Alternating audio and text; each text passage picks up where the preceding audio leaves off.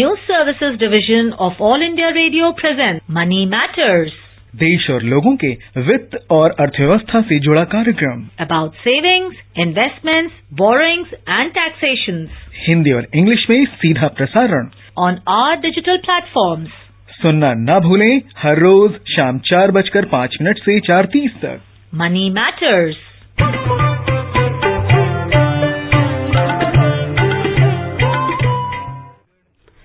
Welcome to this edition of Money Matters, a financial literacy program on our official YouTube channel and other digital platforms. A program in which we bring you information on personal finance like savings, investments, borrowing and taxation. Today's topic is Basics of Home Loans. You can send in your queries regarding this topic on our email ID moneymatters.air@gmail.com. I'm Paul Thotham and with my co-anchor in Hindi, Sonu Sood. धन्यवाद Paul. नमस्कार श्रोताओं, money matters में आपका स्वागत है। देश और लोगों के वित्त और अर्थव्यवस्था से जुड़े इस कार्यक्रम में हम रोज एक निर्धारित विषय पर अपनी चर्चा केंद्रित करते हैं और आज का विषय है आवास ऋण के बुनियादी तथ्य। श्रोताओं, इस कार्यक्रम में हम आपके प्रश्न भी शामिल करते हैं। प्रश्न भेजने के लिए हमारा ईमेल आईडी है moneymatters.air@gmail.com। आज के कार्यक्रम में हमारे साथ चर्चा करने के लिए आमंत्रित हैं वरिष्ठ आर्थिक विशेषज्ञ पुनीत जैन। पुनीत नमस्कार, मनी मैटर्स में आपका बहुत बहुत स्वागत है। धन्यवाद सोनू। पुनीत, जैसा हमने अभी अपने श्रोताओं को बताया, आज का हमारा विषय है आवास ऋण के बुनियादी तथ्य। अगर हम देखें तो एक कोई भी आम नागरिक है या कोई भी व्यक्ति है, उसके लिए एक बहुत ही बेसिक जो रिक्वायरमेंट है अपने जीवन में वो है एक छत अपने सर के ऊपर। और कोई भी चाहता है कि वो उनके अपना घर हो, उनके पास एक ऐसी अपना खुद का जिसपे उनका मालिकाना हक हो। तो इस बुनियादी जरूरत को पूरा करने के लिए जो होम लोन है उसकी क्या अहमियत है, हमारे श्रोताओं को बताएं। सोनू, देखिए, ये आपने बिल्कुल सही कहा कि एक बहुत ही बुनियादी जरूरत है हर इंसान के लिए, अपनी खुशी के लिए, कि वो अपना उनका घर हो। और हालांकि हम अगर कुछ समय पहले देखें, जब बहुत डेवलप नहीं थी होम लोन की मार्केट, तो ज्यादातर लोग या जो हमसे पहले की पीढ़ी थी वो अपना घर बनाते थे अपनी रिटायरमेंट के बाद, क्योंकि घर की कीमत बहुत होती है, काफी बड़ा, और बहुत पैसा जमा करना पड़ता है पूरे जीवन भर हमको, और तब जाके वो घर हमें मुहैया होता है, हम उसको खरीद पाते हैं। लेकिन फॉर्चुनेटली पिछले 10-20 वर्षों में, क्योंकि फाइनेंशियल सर्विसेज इंडस्ट्री, जो फाइनेंस बिजनेस है, बैंक्स हैं या उससे रिलेटेड हाउसिंग फाइनेंस कंपनीज हैं, इन्होंने ये एक सुविधा देनी शुरू करी। जब वो आपको जीवन के शुरुआती दौर में ही, आप जब 25 वर्ष के हो, 30 वर्ष के हो, तभी आप अपना घर, अपना मनचाहा घर खरीद सकते हैं। और जो हमें पैसा की जरूरत होती है उसको, घर को खरीदने के लिए, वो हमें लोन के तौर पर मिलता है। और ये लोन्स, इसकी खास बात यह है इन लोन्स की कि ये बहुत लंबे अरसे के लिए आप लोन ले सकते हैं। नॉर्मल लोन्स आप 1 वर्ष, 2 वर्ष या छोटी अवधि के लिए लेते हैं। होम लोन्स जो है खास तौर से ये बहुत लंबी अवधि तक, यहां तक कि 30 वर्ष तक का भी आप होम लोन ले सकते हैं। उससे आपकी आपको जो EMI, जो आपको पैसा वापस करना होता है हर महीने, उसकी क्वांटिटी बहुत, उसकी अमाउंट बहुत कम हो जाता है, अफोर्डेबल हो जाता है।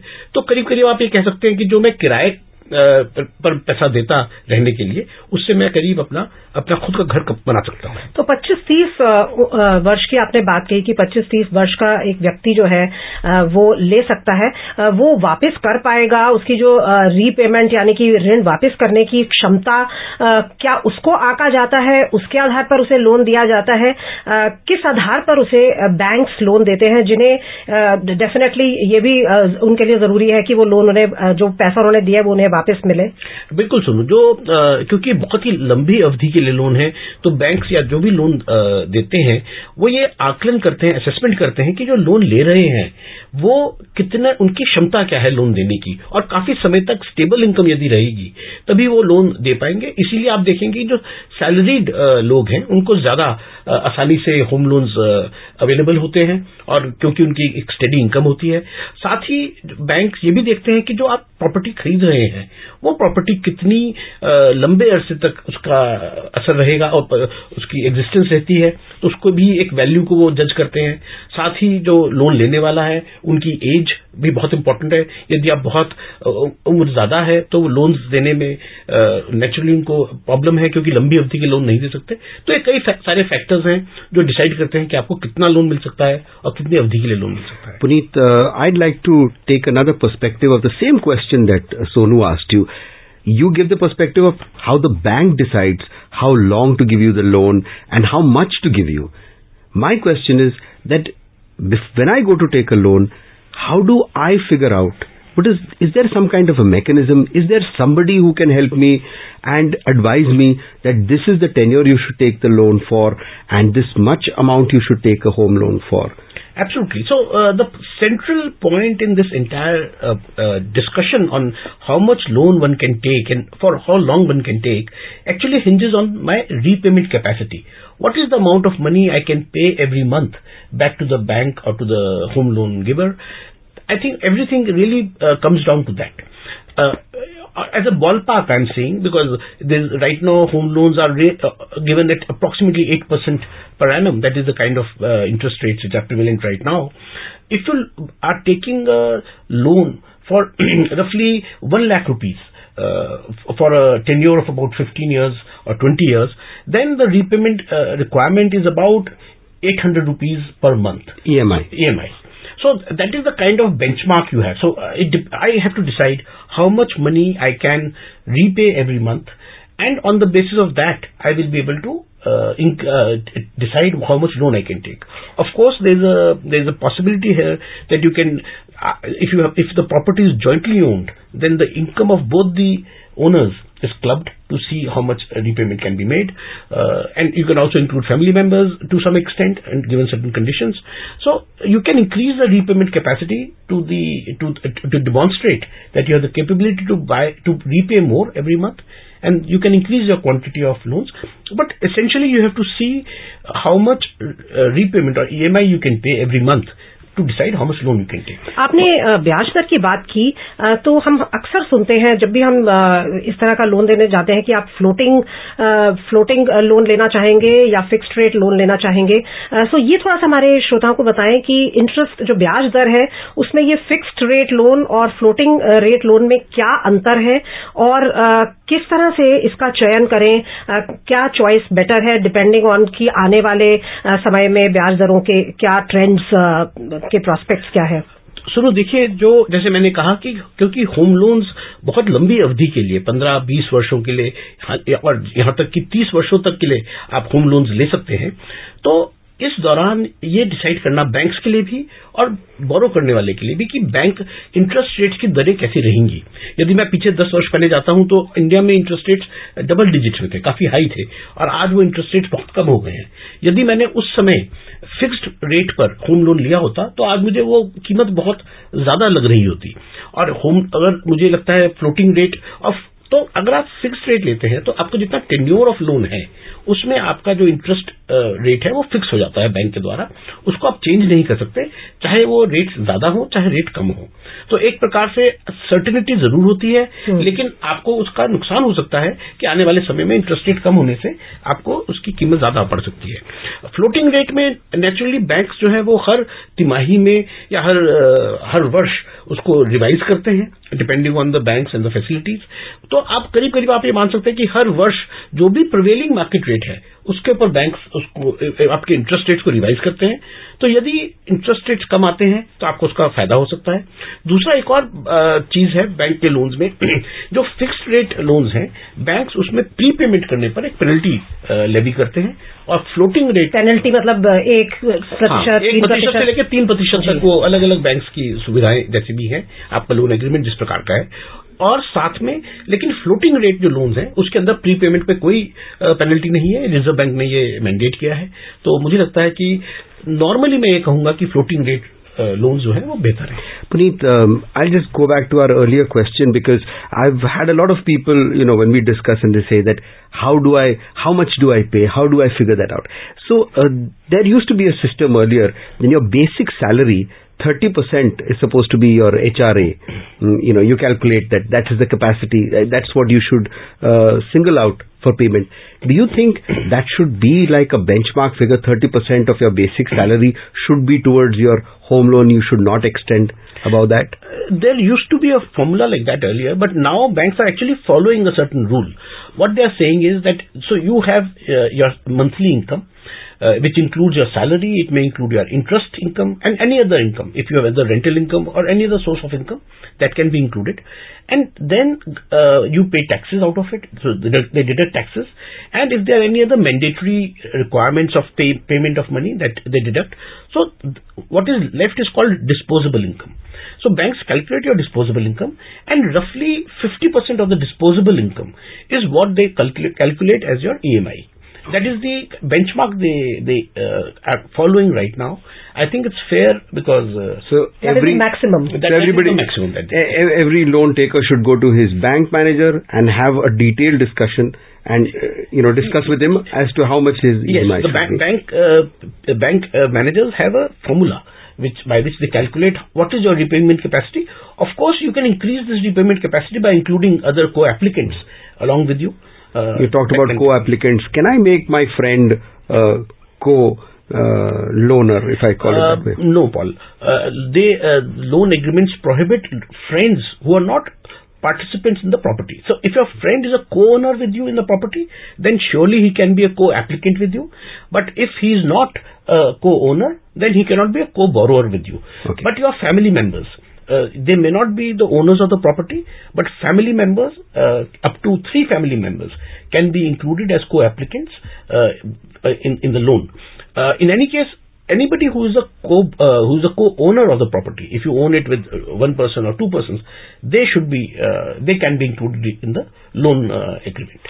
पुनीत, आप कह रहे हैं कि आप अपनी जरूरत के हिसाब से डिसाइड करेंगे कि आपको कितना लोन लेना है. हो सकता है कि आप जो पूरी प्रॉपर्टी का प्राइस है उसका 50% लें या 40% लें, पर जितना भी लें, या हो सकता है जितना भी परमिसिबल हो, शायद 80% तक, कई बैंक्स 90% तक भी देते हैं. जितना भी आप लें, जब तक आप उसको वापस नहीं करेंगे, वो प्रॉपर्टी उस बैंक या फाइनेंशियल सर्विस कंपनी के नाम ही रहती है. बिल्कुल. जब बैंक होम लोन देते हैं तो वो जो प्रॉपर्टी जिसके अगेंस्ट आप लोन ले रहे हैं उसको गिरवी आपको रखना पड़ता है, मॉर्गेज जिसे हम कहते हैं. आप मॉर्गेज करते हैं और वो बैंक्स की कस्टडी में उसको कोई ट्रांसफर नहीं करते हैं. वो प्रॉपर्टी का मालिकाना हक जो बोरोअर है उसके नाम ही रहता है. प्रॉपर्टी का टाइटल बोरोअर के नाम रहता है, लेकिन उसके जो पेपर्स हैं और एक मॉर्गेज एग्रीमेंट होता है, उस मॉर्गेज एग्रीमेंट के तहत उसके ऊपर जो लियन है जिसे हम कहते हैं, वो लियन बैंक का रहता है. आप उस प्रॉपर्टी को बेच नहीं सकते जब तक आप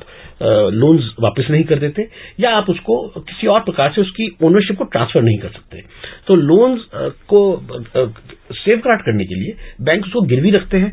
जब आप लोन रीपे कर देते हैं पूरा, किसी वजह से आप नहीं कर पाते, तो वो बेच के उस घर को अपना पैसा रिकवर कर सकते हैं. बिल्कुल. इसको हम डिफॉल्ट इवेंट कहते हैं. यदि अनफॉर्चुनेटली जो जिन्होंने बोरो किया है वो किसी वजह से लोन को वापस नहीं कर पाते, वो डिफॉल्ट करते हैं, ना इंटरेस्ट दे पाते हैं, ना वो प्रिंसिपल अमाउंट दे पाते हैं, तो बैंक के पास फिर ये एक हक है, लीगल प्रोसेस है उसके लिए, जिसके द्वारा वो प्रॉपर्टी को बेचकर अपना लोन रिकवर. तो बहुत ही जरूरी है कि हम पहले आंक लें अपनी जो क्षमता है और उसके हिसाब से ही लोन. जरूरी है कि हम अपनी कैपेसिटी को, रीपेमेंट कैपेसिटी, तभी हम घूम कर वापस उसी सेंट्रल पॉइंट पर आते हैं कि जो रीपेमेंट कैपेसिटी है वो हमें बहुत केयरफुली असेस करनी चाहिए और उसके बेसिस पर ही हमें लोन लेना चाहिए. Puneet, fundamental question, are they only the banks allowed to give home loans, or are there other institutions? No, there are many institutions which can give home loans actually. Banks are one of them.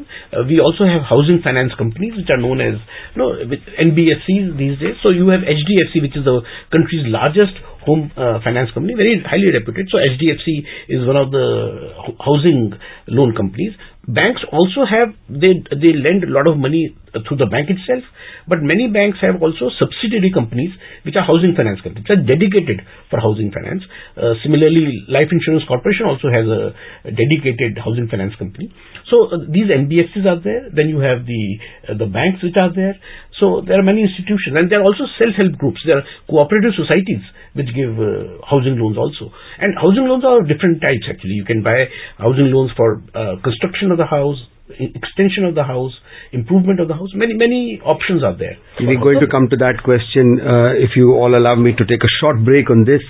Listeners, you are listening to Money Matters on our News on AIR official YouTube channel.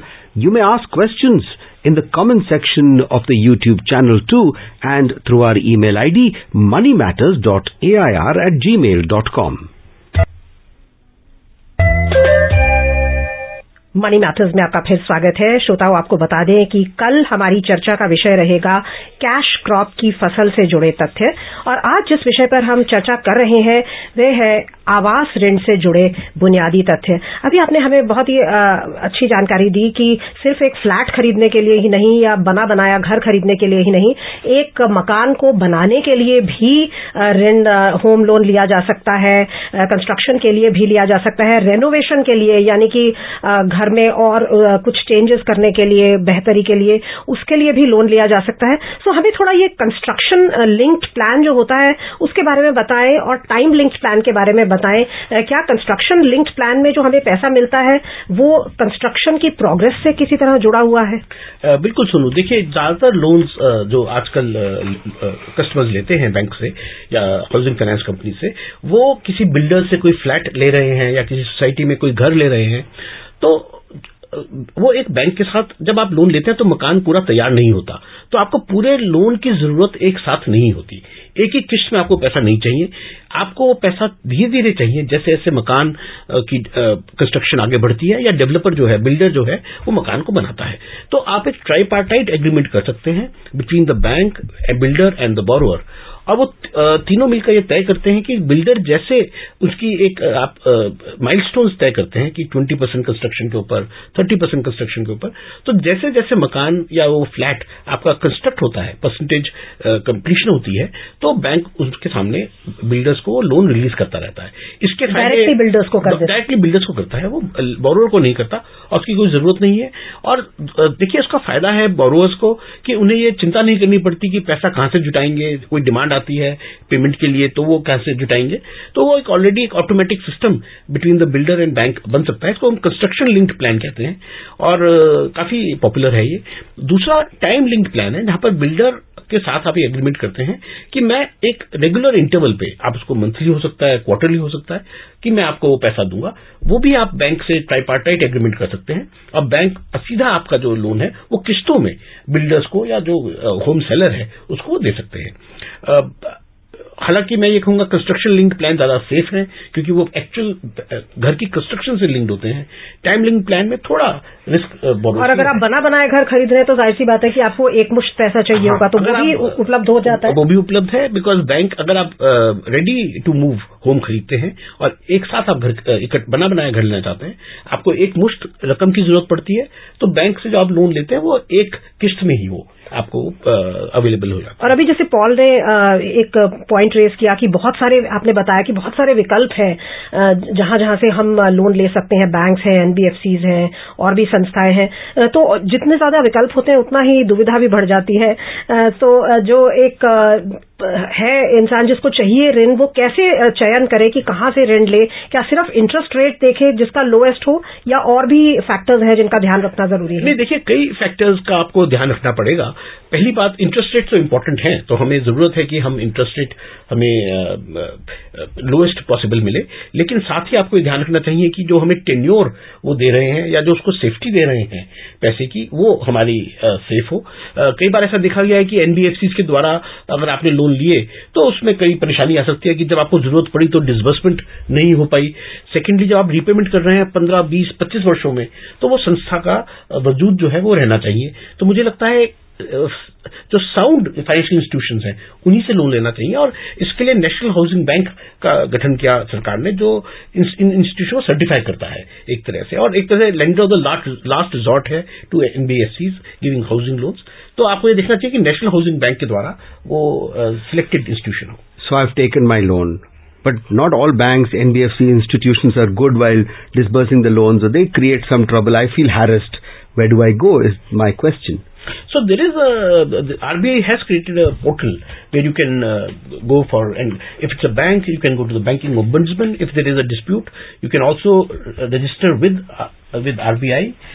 You can make those complaints, and also Ministry of Finance has a website, and you can go on the website. That website, I'd like to take the opportunity to tell our listeners which that website is. Listeners, you should go, if you go to the Ministry of Finance Government of India website, you will go to financialservices.gov.in. Here, you will go to the section Grievances Redressal Mechanism, and there they give you a detailed structure of how to go about with giving your complaint and how it will be redressed and what is the mechanism behind that. Over and above what Puneet already told you, you can approach the banking ombudsman, you can go to the bank as such, and also the consumer forum if you still feel that you are not being taken care of.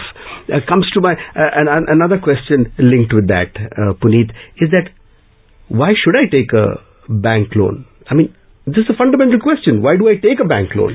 So, like you said, I work hard, I put all my money in a basket, then after retirement I'll buy one. So you have that option that if you don't want to take a loan, then today one can say, I don't want to take a loan. So is it good or bad to take a bank loan? I don't think it's a very smart thing to do today, because government has made housing loans very attractive. The cost of owning a house through a loan has become so low that actually it is cheaper than living on rent and paying rent. I'll explain how.